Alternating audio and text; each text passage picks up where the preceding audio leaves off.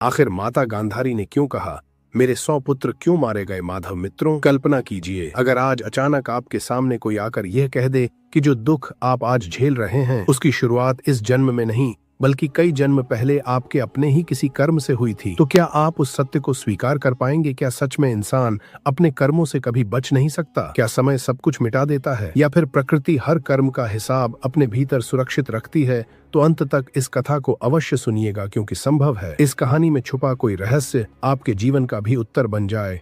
कुरुक्षेत्र संध्या उतर चुकी थी। आकाश रक्त के रंग में डूबा हुआ था। हवा में राख, धूल और मृत्यु की गंध तैर रही थी। चारों ओर टूटे हुए रथ, बिखरे हुए अस्त्र, कटे हुए ध्वज और हजारों शव पड़े थे। कभी जहां शंखनाद गूंजता था, आज वहां केवल विधवाओं का विलाप सुनाई दे रहा था। उसी भयानक श्मशान समान युद्ध भूमि पर एक स्त्री लड़खड़ाते कदमों से आगे बढ़ रही थी। उसकी आंखों पर पट्टी बंधी थी, बाल बिखर चुके थे, पैरों में कांटे चुभे थे, लेकिन उसे अपने शरीर की कोई सुध नहीं थी। वह थी हस्तिनापुर की महारानी गांधारी। हर कदम पर वह गिरती, संभलती, फिर किसी शव के पास बैठ जाती, अपने कांपते हाथों से उसके चेहरे को टटोलती। दुर्योधन, दुशासन, विकर्ण, मेरे पुत्र कहाँ हो तुम? लेकिन हर बार उसके हाथों को केवल ठंडा, निर्जीव, रक्त से सना शरीर मिलता। किसी का सिर धड़ से अलग था, किसी की भुजा टूटी हुई थी, किसी का चेहरा पहचान में नहीं आ रहा था। एक माँ जो कभी अपने पुत्रों के सिर पर हाथ फेरकर उन्हें आशीर्वाद देती थी, आज उन्हीं पुत्रों के शवों को पहचानने के लिए धरती पर भटक रही थी। और तभी अचानक गांधारी का हाथ एक ऐसे शरीर से टकराया जिसकी जंघाएं टूटी हुई थीं। उनके पूरे शरीर में जैसे बिजली दौड़ गई। दुर्योधन एक ऐसी चीख कुरुक्षेत्र में गूंजी कि आकाश तक कांप उठा। गांधारी दुर्योधन के शव से लिपटकर फिर फूट फूट कर रोने लगी। हे पुत्र, तुझे बचाने के लिए मैंने कितनी तपस्याएं की थीं, तेरे लिए अपने जीवन की सारी खुशियां त्याग दी थीं, फिर भी मैं तुझे मृत्यु से नहीं बचा पाई। उनकी आवाज टूट रही थी, सांसें कांप रही थीं और धीरे धीरे शोक की अग्नि उनके भीतर क्रोध में बदलने लगी। उनके बंद नेत्रों के पीछे मानो ज्वालामुखी धधक उठा था। उन्हें पता था इस महाविनाश को या आगे बेबसी देना नादा दिसी साथी कोई रोक सकता था तो वह केवल एक ही था, वासुदेव श्री कृष्ण। गांधारी ने कांपते स्वर में पुकारा, कृष्ण कहाँ हो तुम? कुछ ही क्षणों बाद उनके पास शांत कदमों की आहट सुनाई दी। वह आहट किसी साधारण मनुष्य की नहीं थी, वह स्वयं द्वारिकाधीश की थी। कृष्ण बिल्कुल शांत खड़े थे, चेहरे पर वही रहस्यमयी मुस्कान, आंखों में अथाह करुणा। लेकिन आज गांधारी को वही मुस्कान सबसे बड़ा छल लग रही थी। वे क्रोध से कांप उठीं। वासुदेव, लोग तुम्हें भगवान कहते हैं ना, तो बताओ, क्या तुम्हें यह रक्तपात दिखाई नहीं दिया? क्या तुम्हारे भीतर तनिक भी दया नहीं जागी? तुम चाहते तो यह युद्ध रुक सकता था, तुम चाहते तो मेरे 100 पुत्र जीवित रह सकते थे, लेकिन तुमने क्या किया? तुमने पांडवों का साथ दिया, तुमने छल और नीति से मेरे वंश, मेरे 100 पुत्र को मिटा दिया। कुरुक्षेत्र की हवा भारी हो गई, लेकिन कृष्ण शांत रहे। उन्होंने धीमे स्वर में कहा, माते, मैं आपकी पीड़ा समझता हूँ।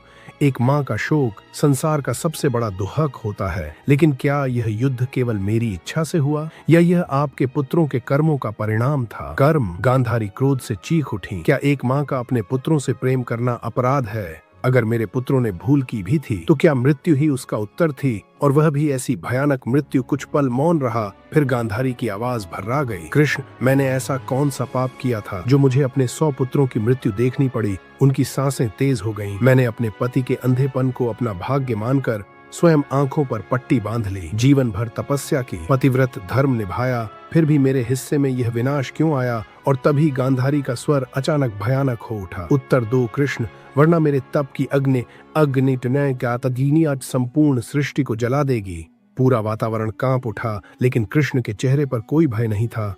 उन्होंने धीरे से गांधारी के कांपते हाथ अपने हाथों में लिए और बोले, माते, प्रकृति कभी अन्याय नहीं करती, मनुष्य केवल वही काटता है जो उसने कभी बोया था।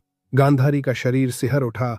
कृष्ण आगे बोले, आज जो दुहक आप भोग रही हैं उसकी जड़ इस जन्म में नहीं है, यह कई जन्मों पहले बोया गया वह बीज है जिसका फल आज पककर सामने आया है। इतना कहते ही कृष्ण ने अपनी करुणामयी दृष्टि गांधारी पर डाली और उसी क्षण गांधारी के भीतर जैसे कोई अदृश्य द्वार खुल गया। समय का पहिया घूमने लगा। 1 जन्म, 10 जन्म, 50 जन्म, और फिर एक दृश्य स्थिर हो गया। गांधारी ने स्वयं को एक घने वन में खड़ा पाया, लेकिन वह हस्तिनापुर की महारानी नहीं थी, वह एक साधारण वनवासी युवती थी।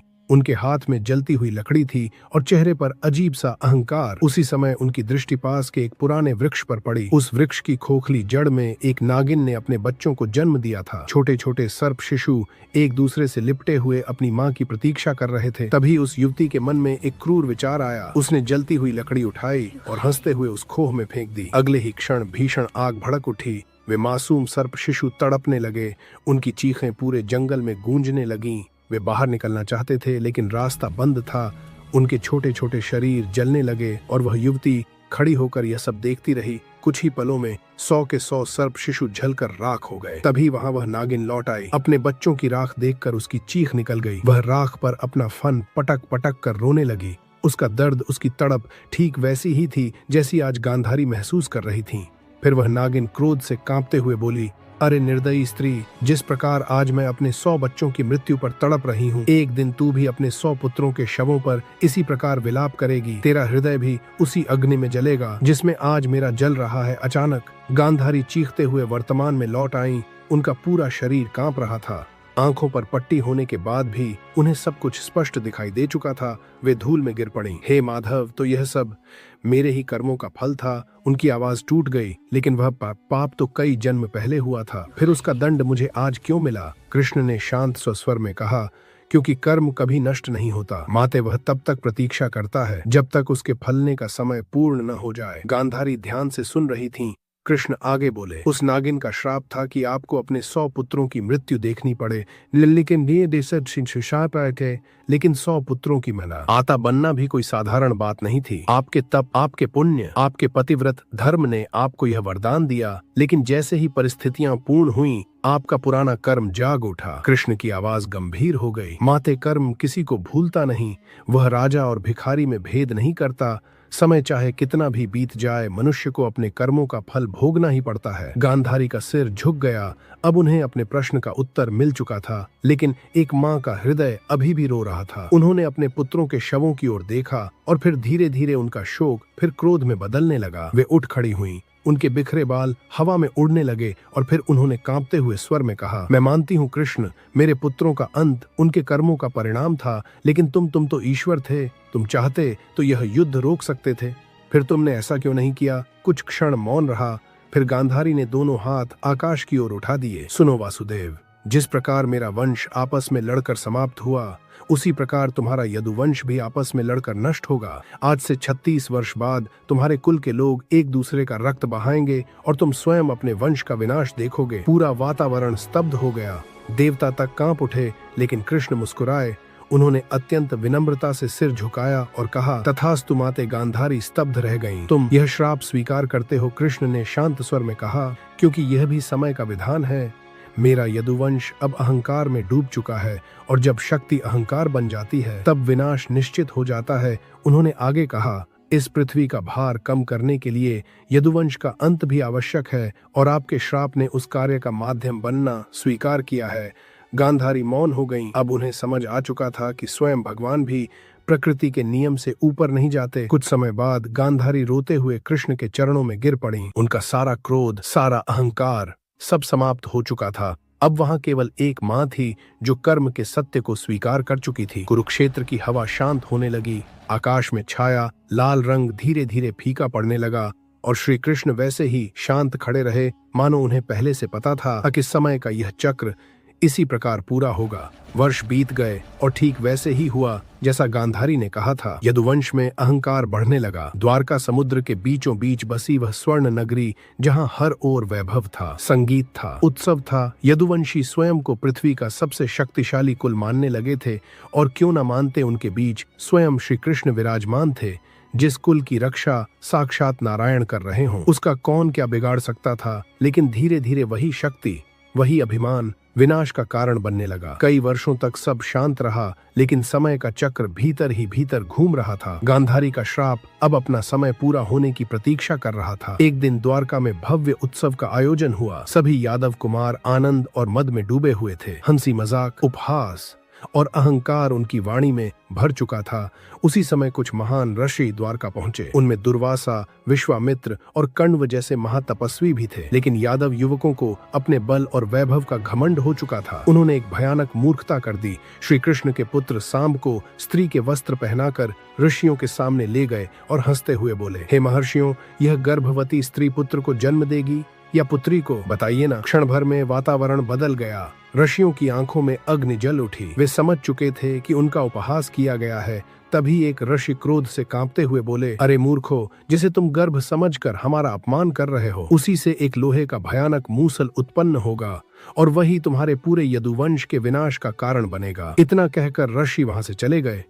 लेकिन जैसे ही युवकों ने सांप के वस्त्र हटाए, उनके पैरों तले जमीन खिसक गई। सांप के पेट से सचमुच एक लोहे का विशाल मूसल निकला। पूरी सभा में भय फैल गया। यह समाचार तुरंत राजा उग्रसेन और श्री कृष्ण तक पहुंचा। उग्रसेन घबरा उठे। माधव, यह कैसी अशुभ घटना है। लेकिन कृष्ण फिर भी शांत थे, मानो उन्हें पहले से सब ज्ञात हो। उन्होंने केवल इतना कहा, जो समय लिख चुका है, इसकी तबाह पर संताती, उसे अब कोई नहीं रोक सकता। उग्रसेन ने तुरंत आदेश दिया, इस मूसल को पीसकर समुद्र में फेंक दो। आदेश का पालन हुआ। मूसल को टुकड़ों में तोड़कर चूर्ण बना दिया गया और समुद्र में बहा दिया गया। सबको लगा संकट टल गया। लेकिन कोई नहीं जानता था कि नियति अपना मार्ग स्वयं बनाती है। समुद्र की लहरें उस चूर्ण को किनारे ले आईं और वहीं से एरक नामक घास उगने लगी। वही घास जो आगे चलकर यदुवंश के विनाश का अस्त्र बनने वाली थी। दिन बीतते गए और धीरे धीरे द्वारका में अपशकुन दिखाई देने लगे। रात में कुत्ते रोते, आकाश में उल्काएं गिरती, समुद्र का जल अशांत रहने लगा। लोग भयभीत होने लगे। लेकिन यादव वीर अब भी अपने बल के मद में चूर थे। एक दिन श्री कृष्ण समुद्र तट पर अकेले बैठे थे। उनकी दृष्टि दूर क्षितिज पर टिकी थी, मानो वे आने वाले समय को देख रहे हों। तभी बलराम उनके पास आए। कान्हा, तुम कई दिनों से मौन हो, क्या बात है? कृष्ण हल्का सा मुस्कुराए। दाऊ द्वापर का अंत निकट है। बलराम का हृदय कांप उठा। क्या गांधारी का श्राप? कृष्ण ने धीरे से सिर झुका दिया। हाँ, अब समय पूर्ण हो चुका है। कुछ दिनों बाद सभी यादव प्रभास क्षेत्र में तीर्थ करने गए। वहाँ उत्सव हुआ, भोजन हुआ और फिर मदिरा का सेवन शुरू हुआ। धीरे धीरे हंसी विवाद में बदली, विवाद अपमान में और अपमान क्रोध में। सात्यकी ने कृतवर्मा का अपमान कर दिया। कृतवर्मा क्रोधित हो उठा। क्षण भर में दोनों पक्ष आमने सामने आ गए और फिर वही हुआ जिसकी कल्पना तक किसी ने नहीं की थी। यादव वीरों ने पास उगी एरक घास उखाड़ ली। लेकिन जैसे ही उन्होंने उसे हाथ में लिया, वह घास लोहे के भयानक मूसल में बदल गई। अगले ही क्षण पूरा प्रभास क्षेत्र युद्ध भूमि बन गया। मदिरा, शक्ति, उपहास और अपमान ने उनके विवेक को ढक लिया। इन ऋषियों के श्राप के कारण द्वारका के वीर आपस में ही लड़ पड़े। भाई ने भाई का वध किया, मित्र ने मित्र का। कुछ ही घंटों में पूरा यदुवंश समाप्त हो गया और दूर खड़े श्री कृष्ण शांत नेत्रों से ये सब देखते रहे, क्योंकि समय अपना कार्य पूरा कर रहा था। भाई भाई पर टूट पड़ा, मित्र मित्र का वध करने लगा। चीखें, रक्त, मृत्यु, हर ओर केवल विनाश था। सात्यकी गिर पड़ा, प्रद्युम्न मारे गए, अनिरुद्ध का शरीर रक्त से लथपथ हो गया। कुछ ही घंटों में पूरा यदुवंश समाप्त हो गया और दूर खड़े श्री कृष्ण मौन भाव से ये सब देखते रहे। उनकी आंखों में न शोक था न भय, क्योंकि वे जानते थे ये केवल श्राप नहीं, समय का विधान था। उसी समय बलराम समुद्र किनारे चले गए। उन्होंने ध्यान लगाया और धीरे धीरे उनके शरीर से दिव्य प्रकाश निकलने लगा। कुछ ही क्षणों में उनकी आत्मा शेषनाग के रूप में प्रकट हुई और समुद्र में विलीन हो गई। कृष्ण ने दूर से यह दृश्य देखा। उनकी आंखें कुछ पल बंद रहीं। अब वे पूरी तरह अकेले हो चुके थे। रात गहरी हो चुकी थी। श्री कृष्ण धीरे धीरे वन की ओर चल पड़े। न कोई रथ, न कोई सेना, न कोई राजसी वैभव। आज द्वारिका का स्वामी एक साधारण मनुष्य की तरह अकेला चल रहा था। वे एक विशाल पीपल वृक्ष के नीचे जाकर बैठ गए। हवा बिल्कुल शांत थी। कृष्ण ने आकाश की ओर देखा और हल्की मुस्कान उनके अधरों पर फैल गई। समय पूर्ण हुआ। उसी समय जरा नाम का एक शिकारी वहां आया। उसने दूर से कृष्ण के चरणों को हिरण की आंख समझ लिया और बिना देखे बाण चला दिया। बाण जाकर कृष्ण के पैर में लगा, जरा पास आया और जैसे ही उसने देखा कि उसने किसे घायल किया है, उसका शरीर भय से कांप उठा। वह रोते हुए कृष्ण के चरणों में गिर पड़ा। प्रभु, मुझसे महापाप हो गया, मुझे क्षमा कर दीजिए। लेकिन कृष्ण मुस्कुराए। उन्होंने उसके सिर पर हाथ रखा। डरो मत जरा, यह सब पहले से निश्चित था। फिर कृष्ण बोले, त्रेता युग में जब मैं राम था, तब मैंने बाली का वध छिपकर किया था। आज उसी कर्म का फल पूर्ण हुआ है। जरा रोने लगा, लेकिन कृष्ण की आंखों में अद्भुत शांति थी। धीरे धीरे उनके शरीर से दिव्य प्रकाश निकलने लगा। पूरा वन उस प्रकाश से जगमगा उठा। देवताओं ने आकाश से पुष्प वर्षा शुरू कर दी। गंधर्व गाने लगे, ऋषि ध्यान में लीन हो गए और फिर धीरे धीरे श्री कृष्ण ने अपनी आंखें बंद कर लीं। क्षण भर में चारों ओर अद्भुत मौन छा गया, क्योंकि धरती से स्वयं भगवान श्री कृष्ण की लीला समाप्त हो चुकी थी। कुछ दिनों बाद समुद्र ने पूरी द्वारका नगरी को अपने भीतर समा लिया। स्वर्ण महल, विशाल द्वार, राजसी सभाएं, सब कुछ समुद्र में डूब गया। मानो समय यह बता रहा हो, इस संसार में कुछ भी स्थायी नहीं है। इस कथा का अंतिम सत्य यही है, अहंकार चाहे कितना भी बड़ा क्यों ना हो, समय उसे मिटा देता है। कर्म चाहे कितना भी पुराना क्यों ना हो, उसका फल अवश्य लौटता है। और सबसे बड़ा सत्य स्वयं है। भगवान भी जब मनुष्य रूप लेते हैं तो वे भी प्रकृति के नियमों का पालन करते हैं। इसलिए जीवन में कभी अपने कर्मों को हल्के में मत लीजिए, क्योंकि कर्म का लिखा हुआ हिसाब न समय मिटा सकता है, न शक्ति, न धन, और न ही कोई छल। जो बोया जाता है एक दिन वही लौट कर आता है। मित्रों, क्या आप इस वीडियो के बारे में पहले से जानते थे या नहीं? कमेंट बॉक्स में जरूर बताएं और वीडियो को लाइक शेयर करके चैनल को सब्सक्राइब जरूर कर लें। धन्यवाद।